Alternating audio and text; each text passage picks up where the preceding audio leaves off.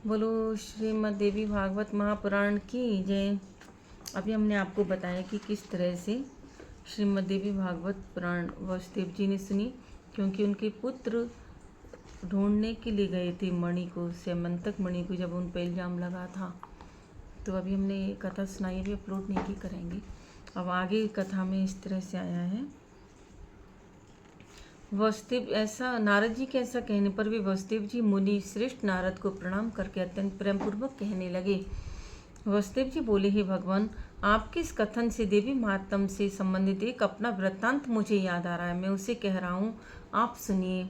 पूर्व काल में पापी कंस ने आकाशवाणी के माध्यम से देवकी के 8वें गर्भ से अपना मृत्यु जानकर भयभीत हो भार्या सहित मुझको बंदी बना लिया। तदंतर मैं अपनी पत्नी देवकी के साथ कारागार में रहने लगा और पापी कंस भी मेरे पैदा होने वाले पुत्रों को एक एक करके मारता रहा। इस प्रकार जब कंस के द्वारा मेरे 6 पुत्र मार डाले, तब मेरी निर्दोष भार्या देवी देवकी अत्यंत शोकाकुल हो उठी और दिन रात दुखी रहने लगी। तत्पश्चात गर्ग मुनि को बुलाकर उनका अभिवादन तथा पूजन करके पुत्र प्राप्ति की कामना से मैंने उनसे देवकी का दुख बताकर कहा, हे भगवान, हे दया सिंधु, हे मुनवर, आप यदुकुल के गुरु हैं, अतः मुझे आयुष्मान पुत्र की प्राप्ति का कोई उपाय बताइए। इसके अनंत दया निधान गर्ग जी प्रसन्न होकर मुझसे कहने लगे। गर्ग जी बोले, हे महाभाग वसुदेव, अब आप उस सर्वश्रेष्ठ साधन को सुनिए जो भगवती दुर्गा अपने भक्तों की दुर्गति का विनाश करती हैं। आप उन कल्याणकारिणी देवी की आराधना कीजिए, इससे शीघ्र ही आपका कल्याण होगा, क्योंकि उनकी आराधना से सभी लोगों की समस्त कामनाएं पूर्ण हो जाती हैं। दुर्गा की उपासना करने वाले मनुष्यों के लिए संसार में कुछ भी दुर्लभ नहीं है। गर्ग मुनि के ऐसा कहने पर मैं प्रसन्न हो गया और अपनी पत्नी सहित मुनि श्रेष्ठ गर्ग को परम श्रद्धा पूर्वक प्रणाम करके दोनों हाथ जोड़कर मैंने उनसे कहा। वसुदेव जी बोले, हे भगवान, हे करुणा सागर, हे गुरु, यदि आप मुझ पर प्रसन्न स्नेह रखते हैं तो मेरे कल्याण के निमित्त आप ही उन भगवती चंडिका की आराधना कर दें। मैं तो कंस के घर में बंदी रहने के कारण कुछ भी कर सकने में समर्थ नहीं हूँ, अतः हे महामते, अब आप ही इस दुख सागर से मेरा उद्धार कीजिए। मेरे इस प्रकार कहने पर वे मुनि श्रेष्ठ प्रसन्न होकर बोले, हे वसुदेव, आपकी प्रीति के कारण मैं आपका कल्याण करूँगा। मेरे द्वारा प्रीति पूर्वक प्रार्थना किए जाने के उपरांत गर्ग मुनि देवी दुर्गा की आराधना की इच्छा से ब्राह्मणों के साथ विंध्य पर्वत पर चले गए।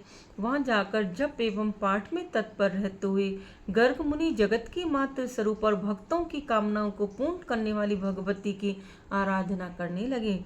जप पूजनादि अनुष्ठानों की समाप्ति के पश्चात आकाशवाणी हुई कि हे मुनि, मैं प्रसन्न हो गई हूँ, अतएव तुम्हारे कार्य की सिद्धि होगी। समस्त प्रकार के पाप एवं अनाचार स्वरूप पृथ्वी के भार का नाश करने के लिए मुझसे प्रेरणा प्राप्त कर स्वयं भगवान विष्णु अपने अंश से वसुदेव की भार्या देवकी के गर्भ से अवतार लेंगे। कंस के भय से वसुदेव जी उस शिशु को लेकर शीघ्र ही गोकुल में नंद के घर पहुंचा देंगे और वहां से यशोदा की कन्या को लाकर अपने घर में राजा कंस को दे देंगे। तब कंस उस कन्या को मारने के लिए उसे पृथ्वी पर पटक देगा। तदंतर उसके हाथ से छूटकर मेरी अंश स्वरूपा वह कन्या तत्क्षण अलौकिक रूप धारण करके विंध्य पर्वत पर चली जाएगी और निरंतर जगत का कल्याण करेगी।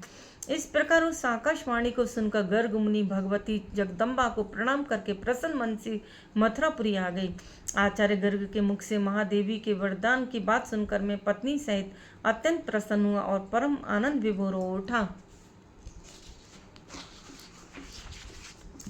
तभी से मैं देवी के अत्युत्तम महात्म को जान रहा हूँ और हे देवर्षि, आज भी आपके मुखारविंद से मैंने वही देवी महात्म सुना है। अतः हे प्रभु, अब आप ही मुझे श्रीमद् देवी भागवत सुनाइए। हे दयानिधान, मेरे सौभाग्य से आप यहाँ पधारे हैं। वसुदेव जी का वचन सुनकर प्रसन्न मन वाले नारद जी ने शुभ दिन एवं शुभ नक्षत्र में श्रीमद् देवी भागवत की कथा आरंभ की। कथा में आने वाली विघ्न बाधाओं के शमनार्थ ब्राह्मण देवी के नवाक्षर ओम एम ह्रीम क्लीम चामुंडे मंत्र का जप तथा मार्कंडे पुराण में वर्णित देवी स्तोत्र का पाठ करने लगे। प्रथम स्कंद के आरंभ से ही वसुदेव जी देवर्षि नारद के मुख से निसरत अमृत स्वरूप श्रीमद् देवी भागवत पुराण का भक्तपूर्वक श्रवण करने लगे। 9वें दिन कथा की समाप्ति होने पर महामनस्वी वसुदेव जी ने श्रीमद् देवी भागवत ग्रंथ तथा कथावाचक दोनों की प्रसन्नता पूर्वक पूजा की। उधर कंदरा में श्री कृष्ण तथा जामवंत के बीच चल रहे युद्ध में श्री कृष्ण के मुष्टि प्रहारों से जामवंत का शरीर अत्यंत शिथिल पड़ गया था। उसी समय जामवंत को भी पूर्व काल की घटना याद आ गई और भगवान श्री कृष्ण को परम भक्ति के साथ प्रणाम करके अपने अपराध के लिए क्षमा याचना करते उसने श्री कृष्ण से कहा, अब मुझे ज्ञात हो गया कि आप रघु श्रेष्ठ श्री राम ही हैं, जिनके भयंकर कोप से सागर तथा लंका नगरी दोनों क्षुब्ध हो गए थे और रावण अपने बंधु बांधवों सहित मारा गया था। हे श्री कृष्ण, वे आप राम ही हैं, अतः मेरी दृष्टता को क्षमा करें। मैं आपका सर्वथा सेवक हूँ, अतः मेरे योग्य जो भी कार्य हो उसके लिए मुझे आदेश दीजिए। जामवंत का वचन सुनकर जगतपति श्री कृष्ण बोले, हे ऋक्षराज, मणि प्राप्त करने के लिए हम लोग इस कंदरा में आए हुए हैं। तत्पश्चात ऋक्षराज जामवंत ने श्री कृष्ण की विधि पूर्वक पूजा करके स्यमंतक मणि तथा अपनी पुत्री जामवंती उन्हें प्रसन्नता पूर्वक अर्पित कर दी। श्री कृष्ण ने जामवंती को पत्नी के रूप में अंगीकार करके मणि को गले में धारण कर लिया और ऋक्षराज जामवंत ने विदा करने श्री कृष्ण ने जामवंती को पत्नी के रूप में अंगीकार करके मणि को गले में धारण कर लिया और ऋक्षराज जामवंत ने विदा लेकर वे द्वारकापुरी के लिए प्रस्थित हुए। उधर द्वारका में उदार हृदय श्री वसुदेव जी ने श्रीमद् देवी भागवत पुराण कथा की समाप्ति के दिन ब्राह्मणों को भोजन कराया तथा नानाविध दक्षिणाओं से उन्हें संतुष्ट किया। जिस समय वे ब्राह्मण वसुदेव को आशीर्वचन प्रदान कर रहे थे, उसी समय भगवान श्री कृष्ण मणि धारण किए हुए पत्नी जामवंती के साथ वहां पहुंचे। भार्या सहित भगवान श्री कृष्ण को देखकर वसुदेव जी तथा उपस्थित जन समूह की आंखें हर्ष से आंसू बहाने लगी और वे परम आनंदित हुए। देवर्षि नारद भी श्री कृष्ण के आगमन से हर्षित हुए और उन्होंने वसुदेव जी तथा श्री कृष्ण जी से विदा लेकर ब्रह्म सभा के लिए प्रस्थान किया। जो मनुष्य निष्कपट भक्ति एवं शुद्ध हृदय से भगवान के इस विख्यात तथा कलंक नाशक चरित्र का पाठ एवं श्रवण करता है, वह पूर्ण सुखी हो जाता है। जगत में उसकी सभी कामनाएं पूर्ण हो जाती हैं तथा मृत्यु के अनंतर वह मोक्ष पद प्राप्त कर लेता है। देखो, इस महात्म को अगर ध्यान से सुने निष्कपट होके तो बहुत पुण्य की प्राप्ति होती है। राधे राधे, जय श्री कृष्ण।